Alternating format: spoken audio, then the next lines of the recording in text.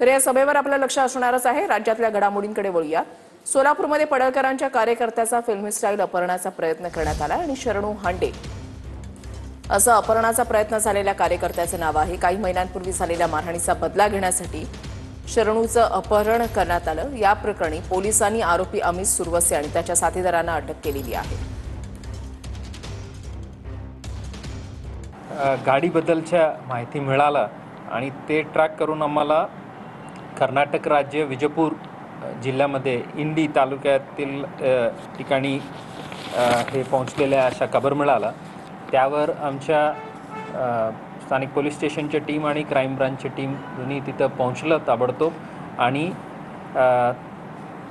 अटक करणारे अपहरणकर्ते 4 लोक अमित सुरवसे, सुनील पुजारी, दीपक मेश्राम आणि अभिषेक माने अशा 4 लोकांना ताब्यात घेतलेले आहे।